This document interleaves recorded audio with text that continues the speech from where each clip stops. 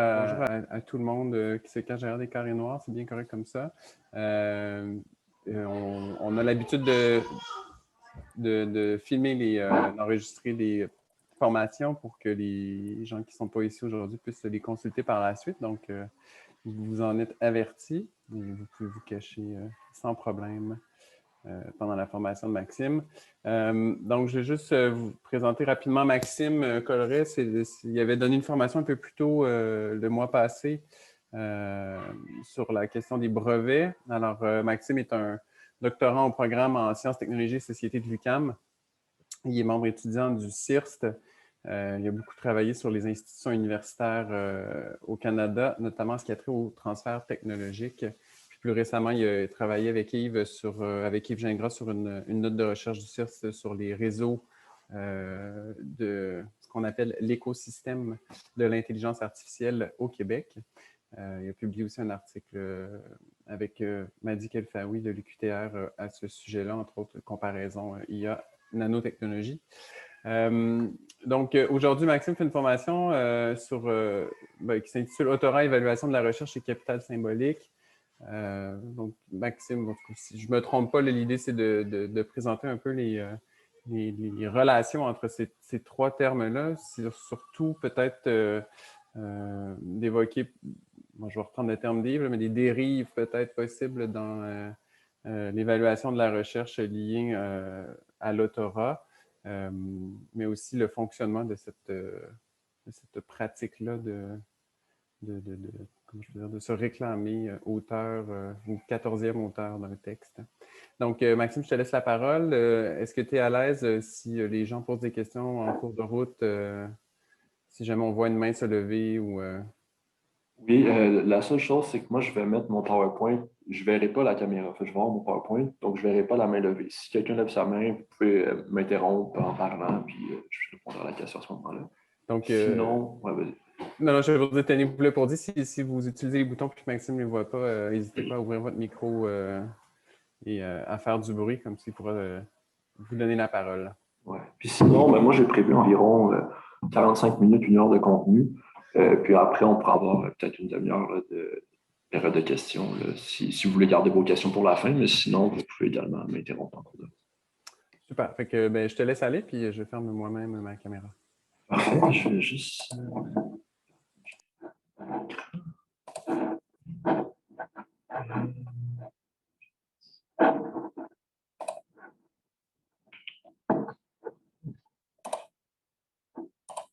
Donc, vous voyez le PowerPoint sur votre écran, oui? Oui, très bien. Excellent. D'entrée de jeu, là, juste spécifier, c'est vraiment une formation, donc c'est assez introductif sur les questions de l'autorat, l'évaluation de la recherche et du capital symbolique, pour voir comment tout ça s'est interrelié. Si vous êtes un expert ou une experte de ces questions-là, vous n'apprendrez peut-être pas grand-chose, mais sinon, ça reste… je vais quand même assez en profondeur sur certains points, notamment au niveau des dérives là, que je vais parler plus vers la fin de la formation.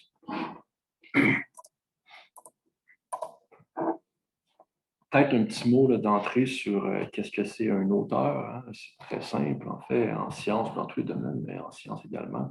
Un auteur, c'est une personne, un auteur ou un co-auteur d'une publication. Donc, ces personnes-là vont être des auteurs des publications, c'est-à-dire vont avoir le statut, en fait, ils vont pouvoir signer les productions scientifiques, les articles ou les monographies. Ces pratiques-là de signature, évidemment, vont différer selon les disciplines. On ne signe pas de la même manière en histoire qu'on signe en psychologie, qu'on signe en physique ou en biomètre, par exemple. Les pratiques de signature, donc le statut d'auteur, va différer selon les disciplines. Comme je le mets ici sur le PowerPoint. Je vais faire un petit introduction à la fois sur les signatures en sciences sociales et humaines et les signatures dans le domaine scientifique, en sciences naturelles, puis en médecine, par exemple. En sciences humaines et sociales, ceux qui ont droit à la signature, donc au statut d'auteur, généralement, c'est ceux qui vont écrire l'article et faire un travail d'interprétation. Donc, ces deux facteurs-là vont donner accès à la signature. Si j'écris 50% de l'article, par exemple, puis mon collègue Madi Kelfaoui, par exemple, écrit 50% de l'article. Normalement, étant donné que moi, mon nom, c'est Maxime Colleret et lui, c'est Kelfaoui qui commence par un K, je devrais être le premier auteur, lui, le second auteur. Il n'y a pas de hiérarchie à ce moment-là parce que les deux, on l'écrit à 50%. Mais si Madi l'écrit à 75% et moi à 25%, donc ça va être Madi qui va être le premier auteur, le nom va être en premier dans la liste des auteurs, et moi, je serai en second à ce moment-là. Dans les domaines des sciences sociales et humaines, davantage en sciences humaines même qu'en sciences sociales, le travail technique va être peu reconnu. C'est-à-dire que la collecte de données, par exemple, ou la recherche documentaire, le travail qui est non théorique, qui ne relève pas de l'interprétation ou de l'écriture de l'article, va être très peu reconnu. Hein? Donc, ce travail-là ne donnera pas le statut d'auteur aux personnes qui vont le faire. Souvent d'ailleurs, c'est des auxiliaires de recherche. Hein? Les professeurs vont attacher des auxiliaires, vont les payer. Ces gens-là vont être dans les archives, vont sortir la documentation, puis ensuite, le chercheur, le professeur va lire, puis interpréter, puis ensuite écrire l'article. Ce travail-là, c'est un peu un travail de l'ombre, hein, parce que les personnes qui le font n'auront pas le statut d'auteur. Ils vont se retrouver généralement dans les remerciements, souvent en première note de votre page, vous dites que c'est un remerciement, puis là, la formule classique, c'est je remercie Maxime Colleret pour son aide avec les données. Il va sentir que je demeure responsable du contenu de cet article et des fautes qui pourraient s'y trouver. Généralement, on peut voir ce type de remerciement-là dans les articles.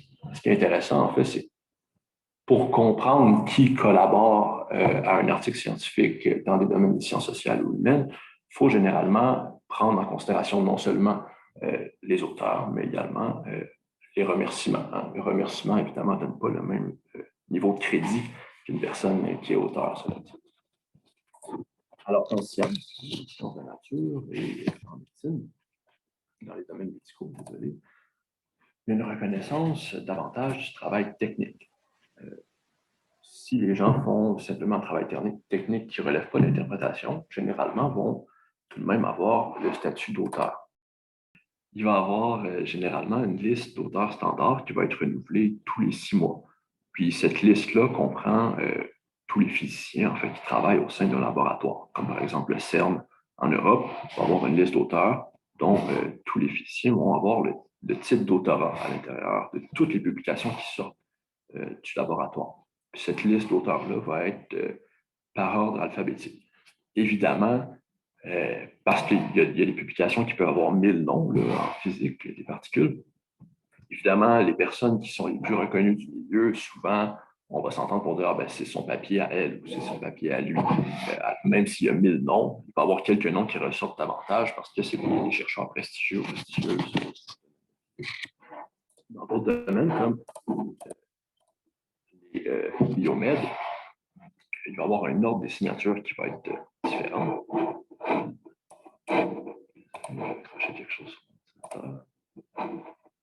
Il va y avoir un ordre des signatures qui va être différent, dans lequel les principaux contributeurs, par exemple les postdocs, le projet qui va être publié, ça va être leur projet à eux, ils vont avoir la première position.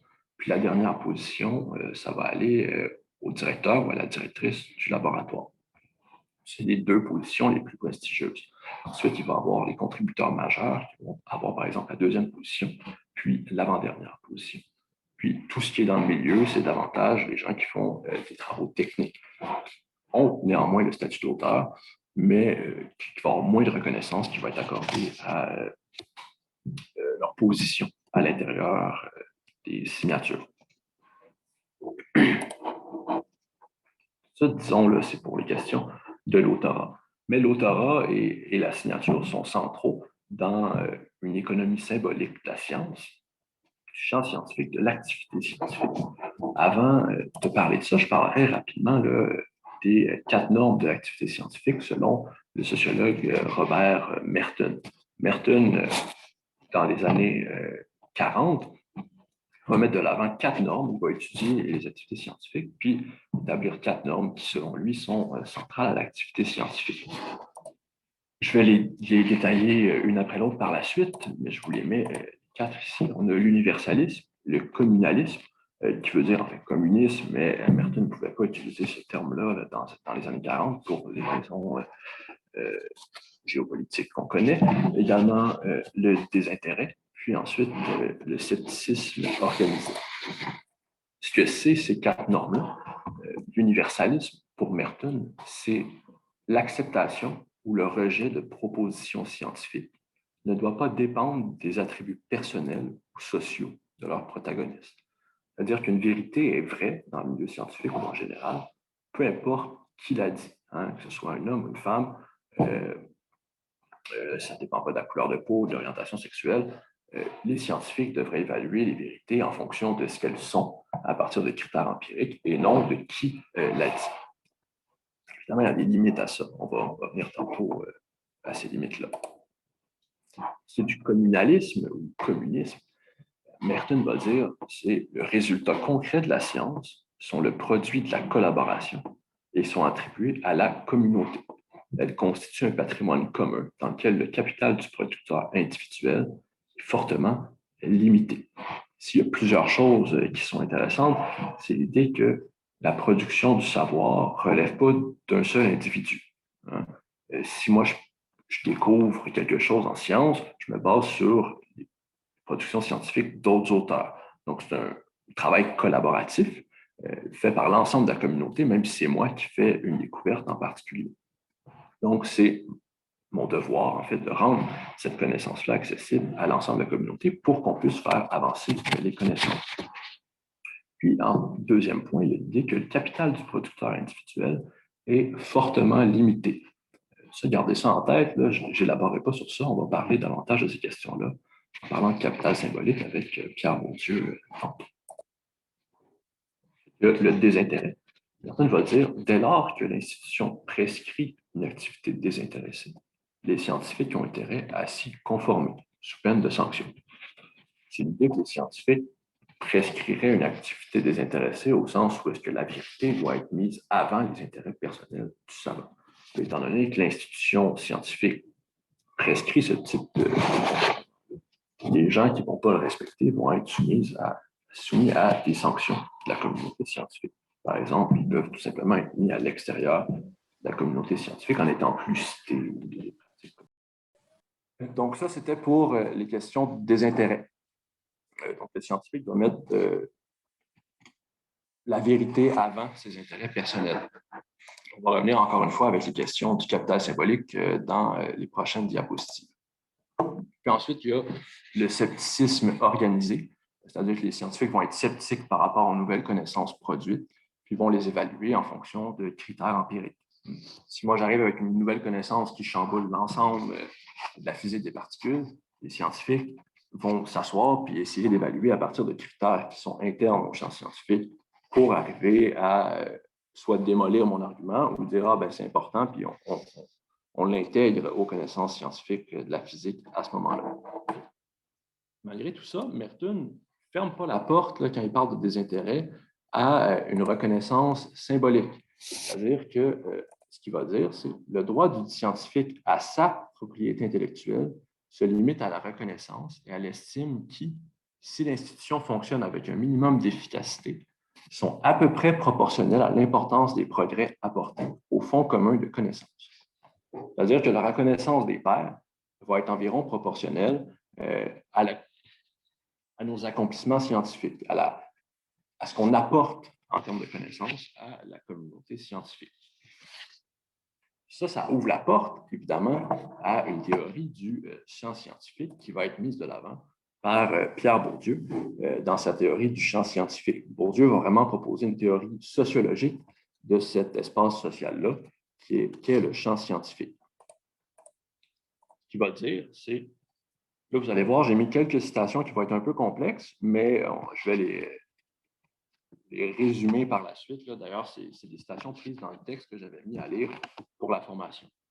Ce qu'il dit, c'est « L'univers pur de la science, la plus pure, est un champ social comme un autre, avec ses rapports de force et ses monopoles, ses luttes et ses stratégies, ses intérêts et ses profits, mais où tous ces invariants revêtent des formes spécifiques. » En fait, ce que ça veut dire, en gros, c'est que le champ scientifique, comme le champ politique, comme le champ artistique, comme le champ économique, par exemple, le champ économique dans lequel l'intérêt, c'est des intérêts matériels, ces champs-là vont être traversés par des dynamiques sociales, qui vont être des rapports de force, des luttes, mais à l'intérieur du champ scientifique, ces dynamiques sociales-là vont être spécifiques, vont avoir des intérêts particuliers au champ scientifique, puis aux acteurs, donc les chercheurs, qui sont des acteurs du champ scientifique en tant que producteurs de contenu scientifique. Définition, là, on parle de champ scientifique, mais qu'est-ce que c'est exactement le champ scientifique? Bourdieu va dire une autre citation complexe. Le champ scientifique est le lieu d'une lutte de concurrence qui a pour enjeu spécifique le monopole de l'autorité scientifique, inséparablement défini comme capacité technique et comme pouvoir social. Ou si l'on préfère, le monopole de la compétence scientifique, entendu au sens de capacité de parler et d'agir légitimement en matière de science, qui est socialement reconnu à un agent déterminé. Ça ici, c'est une phrase complexe qui veut dire quelque chose de relativement simple. Je vous le mets ici. Premièrement, le champ scientifique est constitué d'agents, donc des chercheurs qui produisent du contenu scientifique. De nos jours, c'est des articles scientifiques là, qui sont la principale production savante. Ces chercheurs-là ont des intérêts particuliers. Pour Bourdieu, c'est la recherche du monopole scientifique qui se décrit en deux facettes qui sont indissociables. Le premier, c'est une capacité technique, donc les capacités techniques de produire un savoir qui va être apprécié par les pairs, donc une science rigoureuse dont les pairs sont capables d'évaluer et de dire « Ah, ben effectivement, ça c'est quelque chose d'important ». Puis ensuite, ça amène un pouvoir social. Le pouvoir social-là, c'est la capacité technique. Dans le fond, cette capacité technique-là, la reconnaissance de celle-ci, va permettre aux chercheurs qui la produisent de parler légitimement en tant, par exemple, que physicien, en étant reconnu par ses pairs. Donc, d'avoir le titre d'agent du champ scientifique, du physicien, va être donné par ses pairs via la production qu'il fait, qui est une capacité technique. Ça, c'est les deux facettes qui vont dans la pratique de l'agent à l'intérieur du champ scientifique. Ce qui m'amène, avec cette question de reconnaissance des capacités techniques, à parler évidemment du capital symbolique. Dernière citation de Bourdieu, je vous le promets. Bourdieu va dire « Du fait que toutes les pratiques sont orientées vers l'acquisition de l'autorité scientifique, prestige, reconnaissance, célébrité, enjeu intrinsèquement double, ce que l'on appelle communément l'intérêt pour une activité scientifique, est toujours à double face. Et de même, les stratégies qui tendent à assurer la satisfaction de cet intérêt.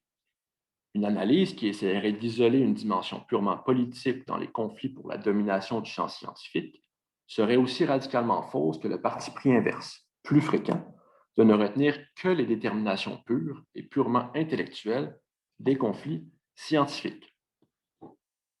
Ici, on a encore une fois plusieurs éléments qui se réduisent assez simplement.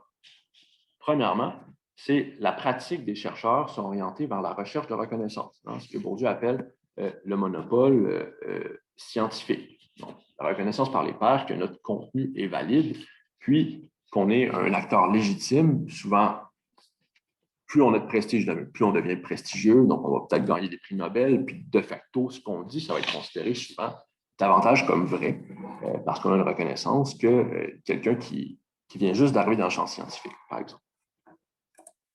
Ce qui veut dire que l'économie du champ scientifique est symbolique. Ça va être la reconnaissance qui va être le moteur de cette économie-là. Puis ensuite, l'intérêt pour une activité scientifique va toujours avoir deux facettes. Ça va être à la fois politique et intellectuel. Politique parce qu'on cherche la reconnaissance, donc on va s'intéresser à des objets qui vont être reconnus comme intéressants par ses pairs. On ne s'intéressera pas à des choses qui intéressent personne d'autre. Si, par exemple, il y a un problème en physique, on va s'intéresser à ce problème-là, puis si on réussit à le résoudre, évidemment, on va avoir davantage de reconnaissance que si on résout un problème qui n'intéresse personne. Ensuite, la deuxième facette, ça va être intellectuelle, parce que, comme je disais tantôt, la reconnaissance s'acquiert à travers des travaux de qualité. Puis ces deux facettes-là ne peuvent pas être séparés. Hein. Quand on étudie le capital symbolique, quand on étudie l'économie du champ scientifique, il faut toujours considérer ces deux facettes-là dans les dynamiques scientifiques. Ce qui fait en sorte que la signature des articles, donc l'autorat, est très importante, hein, parce que c'est elle qui va permettre l'existence de cette économie symbolique-là, parce que la reconnaissance passe à travers elle, en fait. Si on n'est pas auteur, ben, personne ne va savoir que c'est nous qui avons produit cette recherche-là, si on ne signe pas les articles. C'est pour ça que souvent, les scientifiques essaient le plus possible de faire valoir leur statut d'auteur dans les publications, ce qui amène toutes sortes de querelles de priorité. Je ne sais pas si vous êtes familier avec ce concept-là, mais je vais vous donner un exemple rapide. C'est un concept qui est étudié fréquemment en STS parce que ça montre en fait les dynamiques sociales, puis ça montre en pratique la théorie de Bourdieu. Une des querelles de priorité les plus intéressantes, je vais la résumer rapidement, c'est celle qui oppose Darwin et Wallace sur la sélection naturelle. En fait, en 1858, Darwin va recevoir une lettre de Alfred Russel Wallace, dans laquelle cette lettre-là va contenir une théorie d'évolution. Ça va s'appeler « Sur les tendances des variétés à s'écarter indéfiniment du type originel ». Darwin reçoit ça, puis il trouve ça intéressant, il trouve ça très bon, mais il se dit ben, ça ressemble beaucoup à la théorie de la sélection naturelle que je développe actuellement. Dans deux essais qui n'avaient toujours pas été publiés pour toutes sortes de raisons. Par exemple, un esquisse de 1842, puis un essai de 1844, dans lequel on trouvait déjà le terme sélection naturelle, puis l'essentiel, la théorie sur l'évolution des espèces de Darwin. Donc, Darwin, c'est des productions savantes qui ont été faites bien avant la lettre reçue par Wallace. Darwin s'est dit, ben, moi, je travaille sur ces questions-là depuis longtemps, puis là, Wallace arrive avec une théorie similaire. Il est soucieux de faire respecter sa priorité parce qu'il sait qu'il veut la reconnaissance de cette théorie-là, en fait, Darwin. Ces deux essais-là, il y a plusieurs déjà naturalistes qui sont au courant de leur existence, comme Charles Lyell et Joseph Dalton Hooker, qui ont déjà lu, qui ont déjà parlé avec Darwin par rapport à ça. Donc, Darwin va contacter ces deux naturalistes-là dans l'optique de faire respecter sa priorité. Puis, va s'ensuivre un arrangement particulier. Hein. À la Société linnéenne de Londres, quelques temps après, il va y avoir un texte qui va être présenté, qui va être signé à la fois par Darwin et Wallace, qui est une espèce de montage qui contient un chapitre de l'essai de 1844 de Darwin, un résumé d'une lettre de Darwin au naturaliste américain Asa Gray, qui va être écrite en 1857, donc un an avant la lettre de Wallace, puis ensuite l'essai de Wallace. Ce texte-là, cette présentation-là, va être s'intituler « Sur la tendance des espèces à former des variétés ». Parce que jusque-là, il y avait quelques théories évolutionnelles transformistes, qu'on appelle, mais en fait, généralement, on parlait de fixisme, c'est-à-dire que les espèces seraient arrivées sur Terre de cette manière-là, puis elles n'auraient pas vraiment évolué. Donc, la théorie darwinienne vient changer complètement cette idée-là de fixisme. Cet arrangement particulier-là va permettre à Darwin de prévaloir, de faire valoir sa priorité, parce qu'on voit bien que c'est lui qui a écrit en premier la théorie, bien avant 1858. Il amène en fait à montrer comment la reconnaissance est fondamentale pour les scientifiques. Parce que si Darwin avait été complètement désintéressé, puis simplement au service de la connaissance, on aurait pu s'attendre à ce qu'il ne fasse pas tout un cas, puis ils ne veulent pas faire valoir sa priorité. Il fasse simplement dire, ah ben oui, c'est tout à fait vrai, c'est important de le publiciser parce que, voilà, ça fait une connaissance vraie. Mais Darwin, il voit ça, puis il se dit, ben moi, ça fait plusieurs décennies que je travaille sur ces questions-là. Je veux que la reconnaissance me revienne à moi. C'est ma théorie à moi. Donc, il y a une espèce de capital symbolique. Darwin est mis par cette idée de reconnaissance. Évidemment, au temps de Darwin, on fonctionnait souvent encore par correspondance ou par gros manuscrits. Maintenant, là, on passe davantage par l'article scientifique. Les courts articles qui vont être publiés dans des revues scientifiques. Par contre, souvent, c'est relativement long avant de faire. de publier un article scientifique. Donc, si on fait une grande découverte, parfois, les scientifiques, ce qu'ils vont faire, c'est une conférence de presse qui va précéder la publication de l'article pour que la priorité leur revienne, ou déposer leurs articles sur ce qu'on appelle des preprints, des dépôts institutionnels en accès libre, avant la publication de l'article. Donc là, on peut retracer et dire, bien, effectivement, telle personne avait publié ça avant, même si ce n'était pas dans une revue scientifique. Par contre, comme je disais, en fait, au temps de Darwin, on fonctionnait, il y avait quand même une querelle de priorité qui ne passait pas nécessairement par les articles. Maintenant, les articles sont devenus centraux dans cette économie-là du champ scientifique avec le capital symbolique. Je vous mets ici un schéma qui a été publié par Yves Gingras dans son article « Les transformations de la production du savoir, de l'unité de connaissance à l'unité comptable », que je vous invite à lire d'ailleurs, qui fait un beau résumé également de ce que je dis aujourd'hui. Il ne va pas nécessairement dans tous les mêmes détails que moi, mais c'est très intéressant. Ce schéma-là donne une bonne idée là, à la fois de la circulation des connaissances, mais également de la création du capital symbolique. Ce qu'on a à gauche complètement, on débute avec un article, un manuscrit d'article signé par différents auteurs. L'article qui va être soumis à une revue. Évidemment, cette revue-là va être plus ou moins prestigieuse à l'intérieur du champ scientifique, ce qui donne en contrepartie plus ou moins de crédibilité, donc de prestige. Par exemple, publié dans la grande revue Nature ou Science, ça n'a pas le même niveau de prestige que publié dans Scientia Canadensis, qui est une revue d'histoire des sciences canadienne, même si c'est le même article. Déjà, si on publie dans Nature, il y a des indicateurs de crédibilité qui vont être plus grands. Les gens vont s'attendre à ce que ce soit un article de meilleure qualité que si c'est dans Scientia Canadensis, alors que ça peut être exactement le même papier. Une fois que l'article va être accepté, puis donc il passe évidemment l'évaluation par les pairs, il va être rendu public, puis devient ce que Yves Gingras appelle une unité de connaissance. C'est-à-dire que les chercheurs ne peuvent pas faire comme si cette nouvelle connaissance n'existait pas. Si je fais la découverte de l'insuline, par exemple, à l'Université de Toronto au début des années 1920, les autres chercheurs, après, ils ne peuvent pas faire comme si l'insuline n'avait pas été isolée à l'intérieur des pancréas de chiens et de bovins à ce moment-là. Donc, ça devient une unité de connaissance, puis les scientifiques sont obligés de l'intégrer à leur savoir et à leur pratique.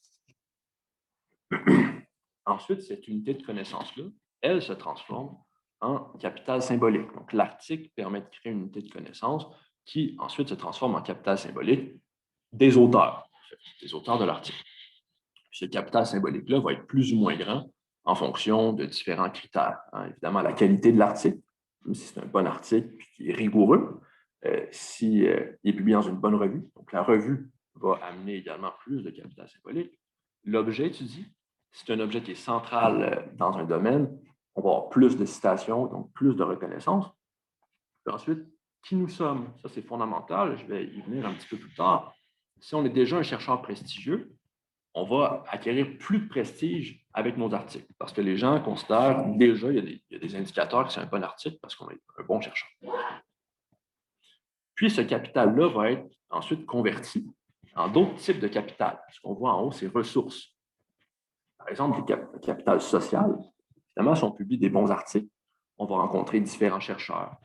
Des chercheurs du champ scientifique vont nous écrire pour nous dire hey, on aimerait ça collaborer avec toi, tu fais de la bonne science. Donc, ça va nous permettre de publier davantage, d'avoir un réseau de contacts, capital social. Également, un capital économique, c'est-à-dire que c'est avec le prestige que viennent les subventions, le financement. Plus on a de prestige, plus il y a d'indicateurs de prestige, en fait, plus les organismes subventionnaires ou les industries ont tendance à financer nos recherches. Ce qui permet par la suite d'acheter des nouveaux instruments pour notre laboratoire, par exemple, ou d'attirer davantage d'étudiants gradués. Puis, tout ça contribue à faciliter la vie des chercheurs déjà prestigieux, qui va les encourager à produire davantage et continuellement à devenir plus prestigieux. Ça, c'est, disons, le schéma classique là, du capital symbolique, de la circulation des connaissances. Par contre, il ne faut pas oublier que l'économie du champ scientifique, certes, elle est symbolique, mais pas uniquement. Il y a aussi des intérêts matériels qui sont importants. C'est-à-dire que plusieurs chercheurs ont profité de leur capital symbolique pour le convertir en capital économique, hein, en attirant des investisseurs parce qu'ils font de la science importante, puis par la suite en rentabilisant leurs découvertes, notamment en obtenant des brevets. C'est le cas, par exemple, de Pasteur, de Einstein et de Lord Kelvin. Pasteur a plusieurs brevets dans le secteur de la bière, mais également des vaccins vétérinaires. Einstein va avoir plusieurs brevets avec son collègue Léo Szilard dans des mécanismes de réfrigération pour des réfrigérateurs. Puis Lord Kelvin va avoir 70 brevets là, dans différents domaines, comme de l'électricité à des instruments de navigation. Puis Kelvin va d'ailleurs devenir très, très riche avec ses brevets et ses activités industrielles-là. Il transfère ses activités au sein du champ scientifique en capital économique dans l'industrie. Plus près de nous, au Québec, on a une figure qu'on a étudiée dans la note de recherche que Daniel parlait tantôt, c'est Yoshua Bengio, hein, qui va transformer son capital symbolique en capital économique. Yoshua Bengio, c'est un professeur d'informatique à l'Université de Montréal qui va être considéré comme le père de l'apprentissage profond. En fait, son prestige scientifique va lui permettre de mettre sur pied l'entreprise Element AI, qui a été achetée dernièrement par des intérêts américains, puis ensuite de jouer sur son prestige scientifique pour donner de la crédibilité à son entreprise. L'entreprise publicisait, par exemple, le fait que Bengio était à bord. Il produisait des chandails avec le nom de Bengio, parce que Bengio, tout le monde s'entendait pour dire que c'est le père de l'apprentissage profond. Donc, l'entreprise, évidemment, ça doit être une bonne entreprise qui fait de la bonne intelligence artificielle parce que Yoshua Bengio est à bord. Également, ça lui a permis d'offrir ce service de consultation à différents géants de l'industrie numérique qui se sont établis à Montréal, comme Samsung et Facebook. Donc, évidemment, de faire de l'argent, du capital économique. Bourdieu disait, là, pour le dire tout simplement, le capital va au capital. C'est-à-dire que ceux qui détiennent déjà du capital, qu'il soit économique ou symbolique, ont tendance à en avoir de plus en plus. Ce qui a été nommé par, encore une fois, Robert Merton, le grand sociologue des sciences, a été nommé l'effet Mathieu. Merton, ce qu'il dit, il va récolter en fait plusieurs témoignages qui avaient été recueillis par Harriet Zuckerman dans sa thèse de doctorat en 1965. Puis il va sortir des témoignages des prix Nobel qui corroborent en fait cette idée-là là, que le capital va au capital. Hein, ce qu'il dit, c'est les témoignages des prix Nobel, le monde est particulier en ce qui concerne la façon dont il accorde le crédit. Il a tendance à donner le crédit à des personnes déjà célèbres. Un autre Nobel va dire, si mon nom était sur un article, les gens s'en souvenaient. Ils ne se rappelaient pas qui d'autre était impliqué. Cette idée d'effet Mathieu, c'est l'attribution du prestige est en fonction du prestige des existants. Si, par exemple, moi, je publie un article avec Yves Gingras, moi, je suis un chercheur, somme toute inconnu encore, même si je suis premier auteur de l'article, les gens dans mon domaine vont dire, c'est l'article à Yves. Parce qu'ils vont se souvenir que Yves était auteur de cet article-là, alors que moi, ils ne me connaissent pas, donc ils ne s'en souviendront pas. Donc, Yves va gagner davantage de prestige avec cet article-là, même si je suis, par exemple, premier auteur. Ça, comme je disais tantôt, c'est le modèle classique. Il y a eu toutes sortes de transformations dans les 30 dernières années qui n'invalident pas du tout le capital symbolique, mais je vais montrer que avec l'arrivée du numérique, notamment la création de revues en ligne uniquement, puis la dissémination des connaissances scientifiques via ces revues en ligne-là, va amener toutes sortes de transformations à l'intérieur du champ scientifique et du monde de la publication scientifique. Première transformation, c'est évidemment la montée des éditeurs commerciaux. Anciennement, les revues étaient détenues par des sociétés savantes ou tout simplement des départements d'université qui géraient la revue de manière bénévole, ne faisaient pas d'argent par rapport aux revues. Les revues servaient le capital symbolique et la dissémination du savoir tout simplement. Désormais, les revues appartiennent en majorité dans pratiquement tous les domaines à des éditeurs commerciaux. Là, je vous ai mis les 5 plus gros éditeurs commerciaux qui sont littéralement des oligopoles, hein, étant donné sont quelques-uns, ils ne payent pas les scientifiques qui produisent, mais revendent la production scientifique aux universités à des prix exorbitants. On a Elsevier, Wiley Blackwell, Springer Nature, Taylor and Francis et Sage Publications, qui sont les 5 plus gros là, qui vont avoir des marges de profit astronomiques. Je reprends sur ces questions-là quelques figures qui ont été publiées par Vincent Larivière, Stéphanie Austin et Philippe Mongeon dans l'article The Oligopoly of Academic Publishers in the Digital Era, dans lequel on voit qu'à partir vraiment des années 90, même je dirais 2000, l'ensemble des publications, en fait, les éditeurs commerciaux vont publier plus de 50% de l'ensemble des articles, en fait, dans ces domaines-là. Il y a quelques différences disciplinaires, mais on voit que généralement, là, on est pratiquement toujours au-dessus de 50%. Là, ici, c'est une figure pour les sciences et la médecine. Pratiquement toujours au-dessus de 50% des articles sont publiés par un des 5 éditeurs que je viens de montrer là, dans la diapositive précédente. C'est pour la science et la médecine. On a une tendance assez similaire en sciences humaines et sociales. Enfin, en sciences sociales. Si on voit les sciences humaines dans le bas complètement, généralement, les revues appartiennent encore à des sociétés savantes ou des départements. Les éditeurs commerciaux ne sont pas très actifs. Sciences humaines, on parle d'histoire, par exemple, ou de philosophie. Alors qu'en sciences sociales, notamment dans la gestion, la psychologie, on est pratiquement toujours en haut de 50% des publications qui sont publiées par des éditeurs commerciaux. Ça amène toutes sortes d'effets à l'intérieur du champ scientifique parce que, évidemment, quand on est une entreprise privée, on a des pratiques commerciales qui visent l'accroissement des profits, qui sont des intérêts matériels propres au champ scientifique, qui ne sont pas les mêmes intérêts que ceux du champ scientifique, comme je disais tantôt. Économique, excusez. C'est là que le capital symbolique va vraiment entrer en jeu. Hein, parce que les éditeurs commerciaux ont tout intérêt à profiter du prestige d'une revue qu'ils publient pour en commercialiser d'autres, des nouvelles revues constamment, qui va permettre de diversifier le portefeuille et de faire de plus en plus d'argent. Donc, transformer le capital symbolique de leur revue en capital économique. Je donne un exemple qui a été étudié par Matti El-Faoui et Yves Gingras. C'est l'exemple de Springer Nature, qui est un éditeur, probablement l'éditeur commercial le plus important. Springer Nature va exploiter le capital symbolique de la revue Nature. Nature, c'est probablement la plus grande revue avec Science, une revue généraliste dans le monde qui est très, très importante. Springer Nature, c'est lui qui publie Nature. Il va créer des revues qui reprennent le même nom que Nature parce qu'il sait qu'en reprenant le même nom, elles vont être adoptées rapidement par les chercheurs, étant donné que Nature est une revue très prestigieuse. Donc, comme je dis, création de revues indépendantes qui reprennent la marque Nature. Je vous en ai mis quelques-unes là, qui ont été créées depuis 2015.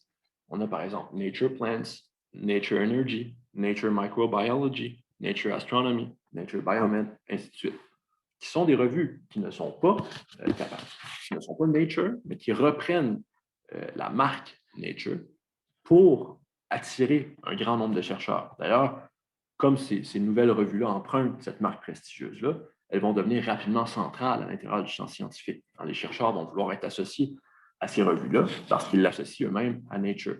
Ils vont envoyer des articles fréquemment dans cette revue-là.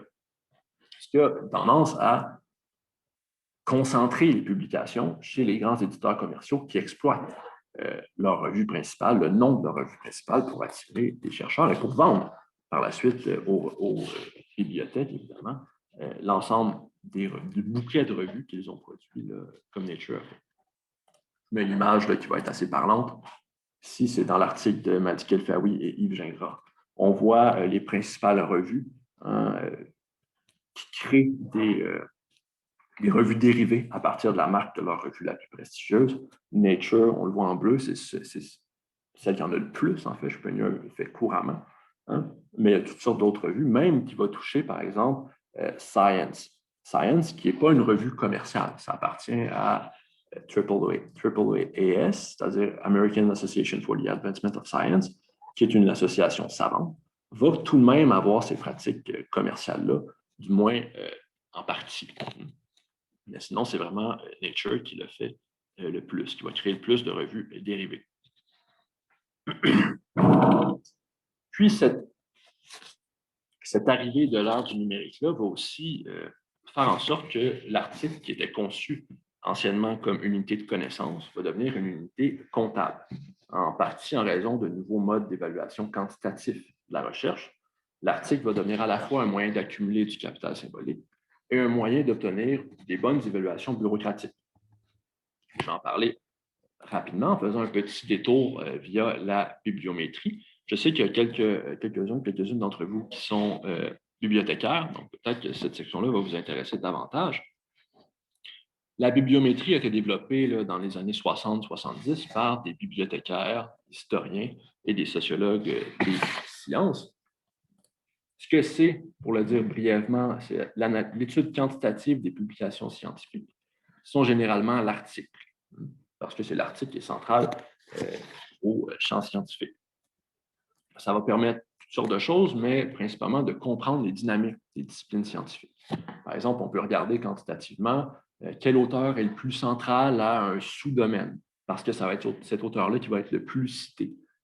Puis ensuite, ces théories, on peut voir comment elles vont faire coller dans l'ensemble de la communauté scientifique via les pratiques de citation des chercheurs. On peut aussi, évidemment, pour les bibliothécaires, mettre en place des collections dans des bibliothèques spécialisées. Parce qu'on peut comprendre les dynamiques des publications scientifiques, puis se dire, ah ben cette revue-là, personne ne la cite, personne ne l'utilise, donc je ne paierai pas à Springer des milliers de dollars pour m'abonner par année à cette revue-là. Même si, évidemment, là, il y a toutes les questions des bouquets là, qui font en sorte qu'on ne peut pas nécessairement choisir, mais il y a des tendances à s'opposer à ça, là, qui sont, notamment au Canada, là, les bibliothèques vont avoir un poids de négociation là, qui commence à être plus grand avec les éditeurs commerciaux. On pourra en parler pendant la période de questions, si vous voulez. La montée de la bibliométrie combinée à l'idéologie néolibérale du nouveau management public, qui va mettre de l'avant les chiffres comme étant quelque chose d'objectif, du moins beaucoup plus objectif que les évaluations qualitatives des pairs. Cette combinaison-là va faire en sorte qu'il va y avoir des indicateurs quantitatifs qui vont être créés, qui vont être utilisés dans l'évaluation de la recherche, notamment l'évaluation des chercheurs pour des promotions ou des embauches à l'intérieur du milieu académique, par exemple, ou dans un laboratoire qui n'est pas nécessairement académique. Deux indicateurs vont être très utilisés. Le premier, ça va être l'indice H, qui va être créé par le physicien George Hirsch dans les années 2000, au milieu des années 2000, qui est en fait supposé rendre l'évaluation des chercheurs plus facile en donnant un chiffre uniforme et plus objectif que l'évaluation qualitative.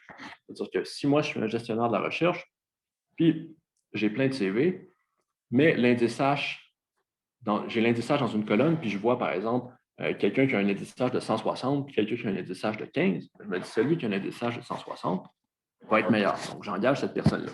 Ce qui fait que je peux me passer de l'évaluation qualitative en allant lire les articles, puis en regardant les réalisations de chaque personne, parce que j'ai un chiffre qui va permettre d'avoir accès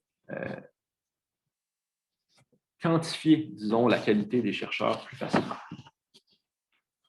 Donc, ça sert à évaluer la qualité des chercheurs pour souvent là, dans le milieu de la gestion de la recherche, l'évaluation de la recherche également. Par contre, cet indice H-là est fortement corrélé à la quantité d'articles davantage qu'à la qualité des articles. Je m'explique. Voici le calcul là, pour l'indice H. L'indice H, c'est le nombre d'articles publiés qui ont au moins le même nombre de citations. C'est-à-dire, si un auteur publie 20 articles, dont 10 ont reçu au moins 10 citations, il va avoir un indice H de 10. Ça ne peut peut-être pas dire grand-chose, mais je vais prendre un exemple plus précis. Par exemple, un jeune chercheur qui publie 3 articles dans les 5 dernières années, qui ont reçu 60 citations chaque, donc qui ont un impact assez important, va avoir un indice H de 3. Parce qu'il y a 3 articles qui ont reçu au moins 3 citations chaque. Donc, son indice H va être de 3, même s'il y a un impact scientifique assez important. Alors, en contrepartie, un jeune chercheur qui a publié 10 articles en 5 ans, qui ont reçu 11 citations chaque, va avoir un SSH de 10. Par contre, on voit très bien que la personne qui a le plus d'impact, c'est probablement la personne qui publie 3 excellents papiers qui sont cités abondamment, et non la personne qui publie 10 articles qui sont cités moyennement par la communauté scientifique. Mais l'indexage fait quand même en sorte que la personne qui produit beaucoup d'articles moyens va être perçue comme étant de meilleure qualité que celui qui publie peu d'articles excellents. L'indexage, comme je disais, priorise la quantité davantage que la qualité, qui fait en sorte que les chercheurs ont tout intérêt à publier plusieurs articles avec peu d'impact que de publier quelques excellents articles pour obtenir des promotions ou des embauches à l'intérieur du milieu académique ou scientifique, tout simplement, ce qui amène toutes sortes d'effets pervers, notamment le fractionnement des résultats, puis l'autoréférence. Ou, par exemple, si moi, je suis chercheur au CIRST, puis je connais plein de gens au CIRST, puis mon embauche dépend de mon SSH, je peux vouloir échanger des citations avec mes collègues. On va citer beaucoup nos papiers, comme ça, on va avoir un SSH plus grand, puis on va pouvoir se faire embaucher. Ça a été mesuré, là, ces effets pervers-là. Puis, cet SSH-là, il y a les professeurs souvent titulaires ou les professeurs plus âgés, il y a encore une résistance à ces indicateurs-là, mais les chercheurs plus jeunes, ça a été montré par David Nicholas, vont avoir tendance à intérioriser ces indicateurs-là comme faisant partie du jeu scientifique. Donc, il va être beaucoup utilisé puis mis de l'avant par les chercheurs eux-mêmes, sans trop de réflexivité là, au sujet de qu'est-ce que c'est puis comment ça a été calculé. Ensuite, il y a le facteur d'impact qui calcule l'impact des revues, donc vont être perçus comme un indicateur de qualité. Le facteur d'impact, ce que c'est un chiffre qui est obtenu en divisant le total des citations obtenues au cours d'une année par l'ensemble des articles publiés dans la revue dans les 2 dernières années. Donc, l'ensemble des citations qu'une revue obtient cette année, divisé par l'ensemble des articles publiés cette année et l'année d'avant. Ça me donne un chiffre qui va être mon facteur d'impact. Ça, en fait, ça permet, là, comme il y a de plus en plus de revues, ça va permettre aux évaluateurs de la recherche de se dire, ah ben, telle revue, je ne les connais pas tous, il y en a des milliers. Il y en a une qui a un indexage de 35, elle va être meilleure que celle qui a l'indexage de 5. Pas l'indexage, le facteur d'impact de 5. Donc, ça permet de hiérarchiser les revues en fonction d'un seul chiffre. Puis par la suite, ça va permettre également d'évaluer des chercheurs. Parce qu'on infère, en fait, si un chercheur publie dans une bonne revue, ça devrait être un bon chercheur qui publie des bons articles. Donc, une inférence directe à partir du facteur d'impact. Or, dans les faits, une des limites, il y en a plein, là, mais je vais en nommer une, par exemple, c'est que 20 des articles d'une revue reçoit à peu près 80 des citations. C'est pratiquement toujours comme ça. Donc, le facteur d'impact calcule l'impact d'un nombre très limité d'articles, très cités à l'intérieur d'une revue, et non l'ensemble de la revue. Une étude réalisée par Manolis Antonogiannakis a montré, par exemple, que 3 articles dans une revue fait croître généralement l'indexage de plus de 50 % Si vous voulez, là, tantôt, je peux vous donner la bibliographie de la présentation dans laquelle il y a cet article-là. Donc, simplement 3 articles vont faire monter l'indexage de 50 %, le facteur d'impact. C'est un indicateur qui est fortement volatile. Ce qui amène, néanmoins, même si on connaît les limites, les revues prestigieuses à publiciser cet indice-là, puis à attirer davantage d'articles, donc de participer à la concentration de la science dans les mains d'éditeurs commerciaux. Certains États vont même adopter ces 2 indicateurs-là, à la fois l'indice et le facteur d'impact, pour financer la recherche et octroyer, comme je disais tantôt, des embauches, pour embaucher et octroyer des promotions. La Chine, par exemple, avait mis en place un système de rémunération par article. Ça a été enlevé, mais ça a été enlevé cette année. Mais néanmoins, ça a été en place quand même souvent. On a pu évaluer différents effets pervers. Évaluation, dans le fond, donner de l'argent selon les publications dans des grandes revues comme Nature, Science ou Cell. Les effets pervers qui ont été mesurés, ça a été par exemple la vente de places d'autorat. Hein? Je peux vendre une place d'autorat dans un article qui va être publié dans Nature parce que moi, en tant que chercheur, j'ai tout intérêt à payer pour l'acheter parce qu'après, je vais avoir un poste. Ça a été des pratiques qui ont été mis de l'avant, en fait, qui ont été pratiquées à l'intérieur de la communauté scientifique. Ça a été dévoilé là, dans des revues scientifiques, notamment Science, qui avait dévoilé ces scandales-là. Il peut y avoir également des tendances à inventer des données pour publier dans des revues prestigieuses, puis ensuite avoir un poste pour faire de l'argent. Il y a des compagnies même qui sont mises en place qui vont vendre des places d'autorat, qui ont vendu des places d'autorat. Puis, sinon, il y a eu des tendances à republier des articles qui avaient déjà été publiés dans la langue nationale, mais les publier dans des revues américaines, internationales, avec un facteur d'impact élevé, pour ensuite avoir des promotions. Un des cas les plus intéressants, c'est celui de l'université saoudienne King Abdulaziz, qui payait des chercheurs qui publient dans des revues comme Nature ou Science pour mettre l'université en deuxième affiliation. C'est-à-dire, cette université-là ciblait des chercheurs prestigieux qui travaillent, par exemple, pour Oxford ou Harvard, qui publient fréquemment dans les grandes revues.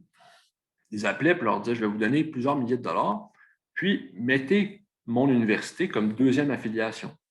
Donc, l'université montait dans les classements internationaux qui sont liés aux publications, alors qu'il n'y avait pratiquement pas d'activité de recherche qui se faisait dans cette université-là. Donc, montait artificiellement dans les classements.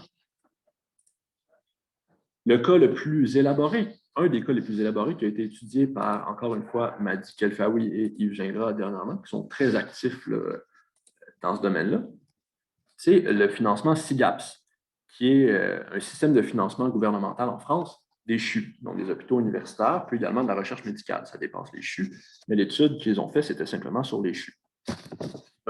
Un financement en fonction des revues dans lesquelles les chercheurs de l'institution publient. À la fois des revues, mais également les positions des auteurs, comme dans la liste de signatures de ces articles-là. Les revues sont classées en fonction du facteur d'impact. On a des revues A qui valent 8 points SIGAPS, des revues B 6 points SIGAPS, C 4 points SIGAPS, D 3 points, E 2 points, puis NC 1 point. Puis ensuite, il y a des points qui sont attribués selon la position des auteurs. Par exemple, une première ou une dernière position en biomède dans une liste de co-auteurs, ça vaut 4 points. Seconde position, 3 points. Puis, troisième ou avant-dernière, 2 points. Et finalement, le reste, c'est 1 point. Pour donner un exemple, une première position dans un article A vaut 4 points pour la position de l'auteur, multiplié par 8 points pour le classement de la revue, ce qui donne 32 points efficaces. Ces points-là vont être transformés ensuite en argent, en euros pour la France. En 2017, un point valait 648 euros, donc environ 21 000 $, qui est un financement récurrent sur 4 ans, financement qui va à l'institution. Ce qui fait en sorte, évidemment, qu'il y a toutes sortes de stratégies qui vont être mises en place pour publier davantage. Les chercheurs ont tout intérêt à booster, les chercheurs et leurs institutions, là, cela dit, ont tout intérêt à booster leurs publications pour avoir plus d'argent par la suite. Bon, plusieurs stratégies qui vont être mises en place. Premièrement, il y a l'idée de, si ça a été mesuré, il va y avoir une tendance à co-signer les publications avec d'autres membres d'un CHU pour faire augmenter, pour que tout le monde augmente en même temps, en fait. À l'intérieur des CHU, ils vont avoir plus de financement. Il y a l'idée de viser des revues avec un taux d'acceptation élevé. L'exemple, par exemple, de PLOS ONE qui est analysé dans l'article. PLOS ONE est une revue en accès libre, une revue assez récente, qui est classée B dans le système SIGAPS, qui va avoir un taux très élevé, de 70 % d'acceptation. Un taux très, très élevé comparé à d'autres revues qui ont des taux là, souvent là, dans les entours de 20 %. Ça dépend. En fait, ça découle d'une politique éditoriale de PLOS ONE qui est PLOS ONE publie pas seulement des articles originaux. Ils vont publier tout ce qui est valide scientifiquement et non pas seulement ce qui est original, comme par exemple va le faire Nature ou Science. Quand les articles sont bons, ils vont pouvoir être publiés. Ça, c'est une stratégie qui va être adoptée par les chercheurs des CHU. Sinon, il y a un des effets pervers qui n'est pas une stratégie, mais qui est un effet pervers, ça va être de détourner les chercheurs des revues nationales, hein, parce que les revues nationales ont souvent un facteur d'impact qui est plus bas. Donc, les gens vont publier dans les revues américaines qui sont considérées comme internationales parce que le facteur d'impact est plus haut, donc rapporte plus d'argent. Ça amène également une nouvelle orientation des objets étudiés, parce qu'on étudie moins des objets nationaux, on va plus étudier des objets internationaux, ce qui veut dire essentiellement américains, parce que les revues sont américaines. Donc, on voit une orientation des objets vers les objets de recherche vers les États-Unis. Puis, finalement, il y a une autre stratégie qui est celle du docteur Raoult, que vous connaissez peut-être, qui avait mis l'accent sur les fonctions de l'hydroxychloroquine au début de la pandémie. Cette stratégie-là va être de publier énormément dans des revues de mauvaise qualité, donc de faire de l'argent au volume. Le docteur Raoult et ses collègues d'Aix-Marseille contrôlent une revue qui s'appelle New Microbes and New Infections. Pratiquement tous les membres du comité éditorial viennent de Aix-Marseille. Puis le docteur Raoult publie des dizaines et des dizaines et des dizaines d'articles par année. Cette revue-là va être classée dernière au rang SIGAPS, donc donne pas beaucoup de points SIGAPS. Par contre, si on y publie énormément, on fait beaucoup plus d'argent, et c'est beaucoup plus facile que publier 1 ou 2 articles excellents dans des grandes revues comme Nature, par exemple. Donc, on fait de l'argent au volume. Le docteur Raoult, pour donner une idée là, de ces stratagèmes-là, va publier 77 articles en 2017 dans cette revue-là uniquement. 77 articles, c'est environ un article aux 5 jours. C'est énorme. Ce qui rapporte 800 000 € sur 4 ans à l'institution dans laquelle travaille le docteur Raoult. Non, 200 000 € par année sur 4 ans, ce qui donne un total de 800 000 €. Un dernier cas là, que je passe rapidement, puis ensuite on va passer à la période de questions, c'est le cas italien, exposé par Alberto Baccini et ses collègues, qui montre, enfin, en 2010, en Italie, il y a eu une réforme du milieu universitaire. Puis cette réforme-là mettait l'accent sur l'indice H, en fait. L'embauche et la promotion des chercheurs passaient maintenant par un indice qui était calculé en partie à partir de l'indice H des chercheurs. D'entrée de jeu, ce qu'on a vu tout de suite, c'est une réaction des chercheurs italiens. Ça va être de créer des citation clubs. Citation clubs qui est défini par Baccini comme une structure informelle dans laquelle les citations sont échangées stratégiquement entre les membres afin d'augmenter les scores de citations respectifs. C'est-à-dire, si moi, je suis un chercheur italien, puis mon emploi dépend de mon SSH, j'ai tout intérêt avec mes collègues chercheurs italiens qu'on se cite entre nous de manière stratégique pour faire augmenter notre SSH, puis par la suite, avoir plus d'embauches, des promotions, etc. Ça a été mesuré, là, je mets la courbe ici. On voit l'Italie est en rouge. Dès 2010, il y a une croissance du nombre de référencements à l'intérieur du référencement national. Les chercheurs italiens commencent à citer davantage de chercheurs italiens parce que la réforme mettait l'accent sur l'indice H, donc des citations reçues par les chercheurs. Évidemment, je pourrais continuer là, à perpétuité sur ces questions-là de dérive. Je vais m'arrêter là parce que je pense qu'on a fait quand même le tour. Puis, si vous avez des questions, là, vous êtes les bienvenus. Merci. Merci, Maxime. Ouais. La question qu'on se pose tous peut-être, c'est quoi l'issue, dans le fond? À partir du moment où tout le monde se met à évaluer la recherche, puis à vouloir des indicateurs, puis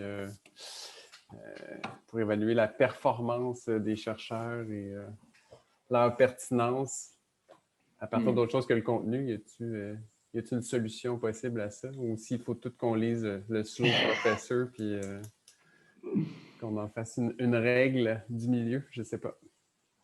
Ben, écoute, ça, c'est une bonne question. C'est une question, premièrement, il faudrait construire des indicateurs qui démontrent réellement ce qu'ils sont censés démontrer.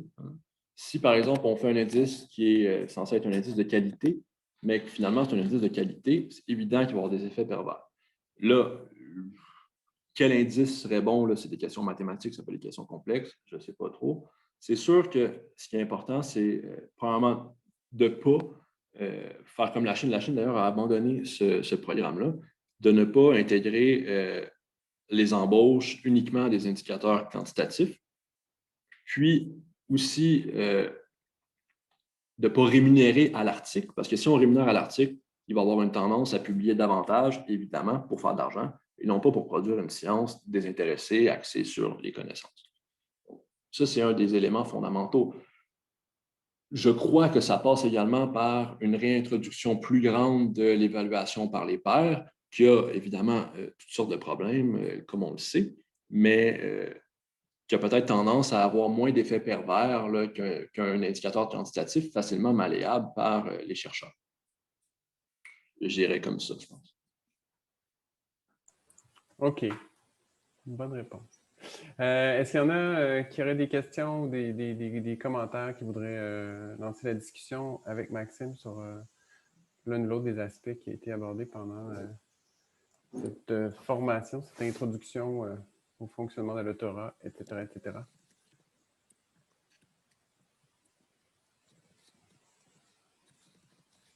Tout le monde est silencieux.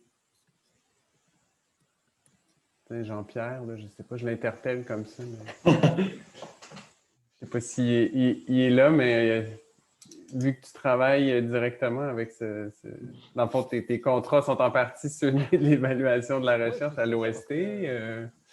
On vous demande ce genre d'indicateur-là aussi, ou en tout cas de juger de certains dossiers par rapport à ces indicateurs-là. Comment vous manœuvrez là-dedans?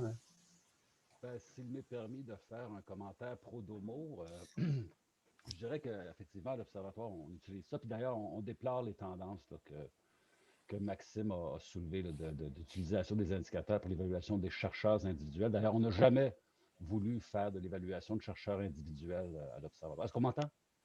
Mais t'es comme un peu... le volume du micro n'est pas fort, on dirait. Excusez-moi. Le son aujourd'hui, c'est... Bon, attendez, je vais juste regarder mes préférences. En tout cas, ce que j'allais dire, c'est que la bibliométrie ne sert pas qu'à évaluer des chercheurs individuels et à faire des programmes comme ça. Donc, c'est ce côté-là, je veux dire, qu'on cherche davantage à développer. Donc, s'ils me permettent de ne pas jeter le bébé avec l'eau du bain, c'est qu'effectivement, avec les données bibliométriques, ce qu'il faut retenir également, c'est qu'on est capable de faire des évaluations de groupes de chercheurs qu'on serait incapable de faire avec des évaluations par des pairs, des évaluations des évaluations individuelles de chercheurs ou des évaluations qualitatives, dans le fond. Un exemple de ce qu'on fait à l'Observatoire, c'est qu'on fait des évaluations de programmes de financement de la recherche. Donc, on peut regarder le groupe des chercheurs financés versus le groupe des chercheurs non financés et voir comment, par exemple, des chercheurs financés arrivent à publier davantage dans des meilleures revues, etc., grâce au financement. Donc, c'est un peu la chose. Mais le fait est que, puis je le déplore au moins autant que Maxime, c'est effectivement ces tendances-là de manipulation des indicateurs. Je trouve ça bien malheureux. Puis, il faudrait qu'on réfléchisse collectivement à une façon de rendre les indicateurs moins susceptibles à la manipulation, ce qui n'est pas facile non plus. Mais certainement, redonner à l'évaluation par les pairs plus de crédit dans les évaluations aussi, ce ne serait pas une méchante chose. Parce qu'il faut ajouter une autre chose aussi, peut-être par rapport au champ scientifique. Est-ce qu'on m'entend encore ou Oui, on m'entend bien. OK. C'est qu'effectivement, cette tendance-là à utiliser des indicateurs pour l'évaluation des chercheurs individuels et de la recherche, c'est une façon aussi un peu de briser l'autonomie du champ scientifique.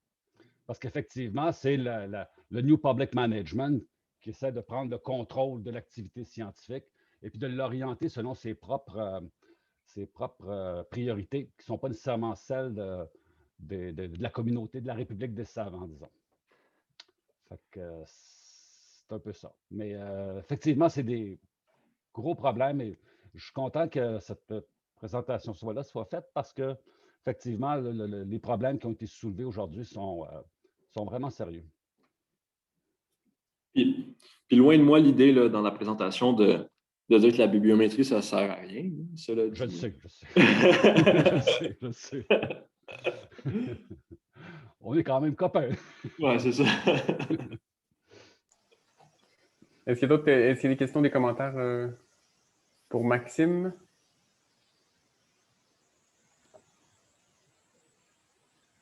Oui, c'était limpide, hein, ta présentation, malgré les bruits de fond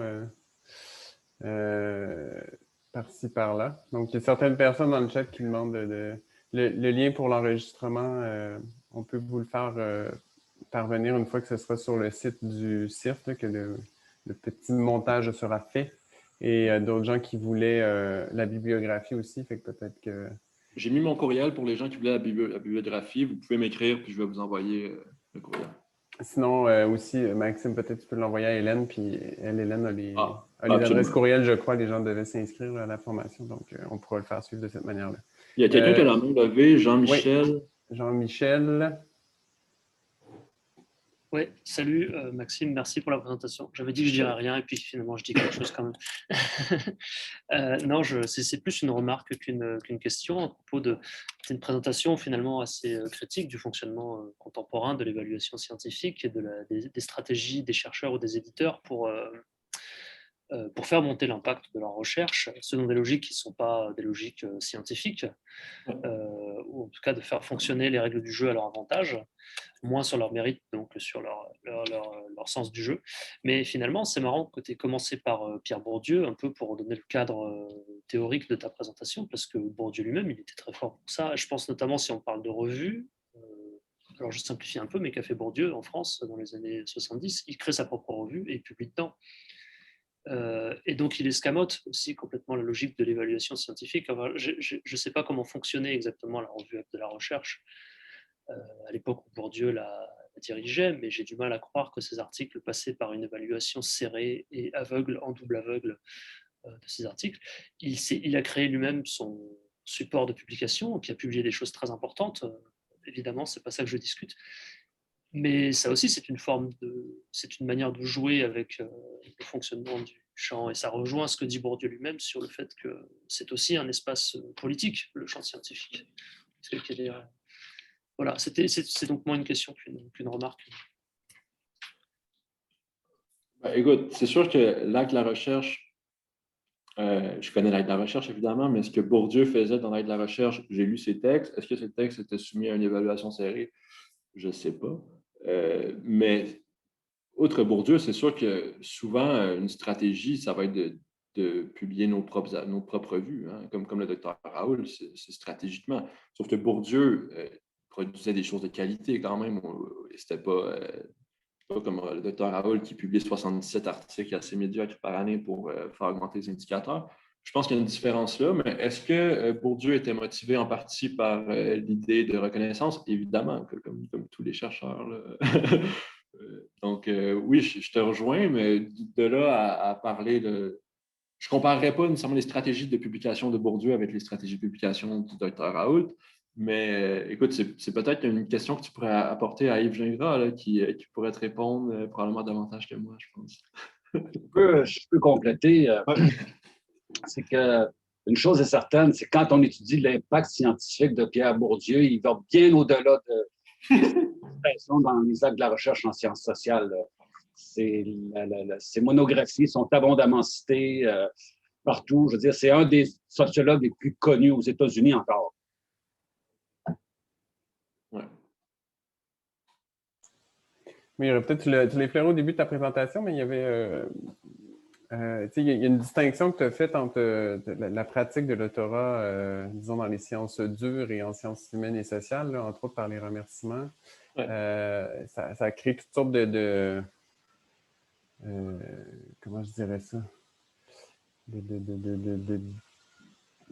Même pas des problèmes, c'est juste une espèce de diffraction de la réalité, si on veut, disciplinaire ou propre à chaque discipline, quand on évalue la recherche selon ces critères-là qui, au fond, favorisent ou reconnaissent davantage les sciences dures ou les pratiques qui ont lieu en sciences de la nature plutôt qu'en sciences humaines.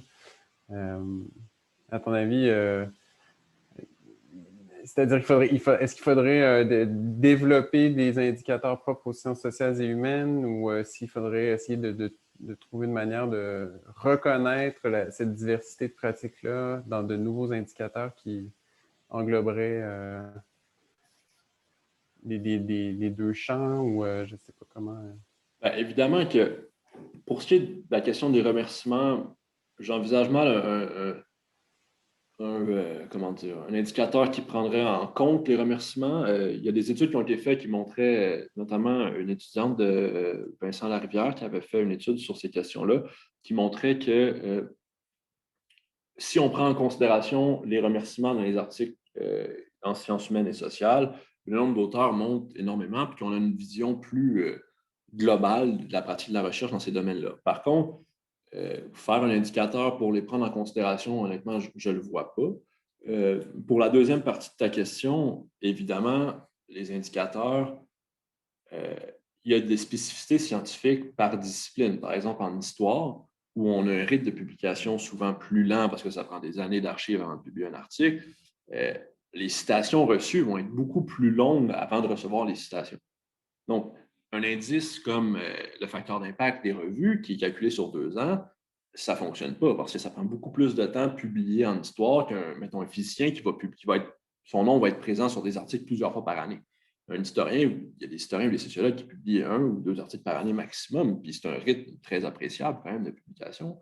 Il y en a qui en publient plus, effectivement, mais les indicateurs doivent prendre en considération ces dynamiques disciplinaires-là, ce qu'ils ne font pas vraiment en ce moment. Il y en a qui essaient de les ajuster pour prendre en considération, comme SIGAPS le fait, entre autres, là, avec le facteur d'impact, mais quand même, là, c'est quelque chose qui est souvent oublié dans l'évaluation de la recherche et qui est problématique, selon moi. Donc, ce serait plus de sensibiliser les organismes subventionnaires, peut-être, ou en tout cas tous ceux qui utilisent l'évaluation de la recherche pour évaluer la qualité de la recherche, au fond, qui devraient être mis au courant, ou en tout cas, il faudrait leur rappeler davantage qu'on ne peut pas comparer des pommes avec des oranges. Exact. Oui, Elle de Souza. Oui, bonjour. Merci beaucoup, Maxime. Très belle présentation, très claire. Moi, je voulais juste glisser un petit mot. Je suis bibliothécaire à l'Université Laval. D'autres collègues qui travaillent aussi avec moi, ils étaient présents aussi. Il y a Philippe qui est toujours présent à la formation. C'était vraiment super. Puis pour nous, c'est vraiment bien. Là, c'est ça qu'on cherche, là, de se former et pour pouvoir jouer un rôle d'éducation au sein de la communauté.